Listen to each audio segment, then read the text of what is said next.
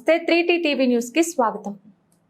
MLA Lasya Nanditha మృతి శ్రద్ధాంజలి ఘటించి నివాళులర్పించిన zilla parishad vice chairman Kodugula Yadaiah. Secunderabad Cantonment MLA Lasya Nanditha ఈ రోజు తెల్లవారుజామున కార్ ప్రమాదంలో మరణించారు.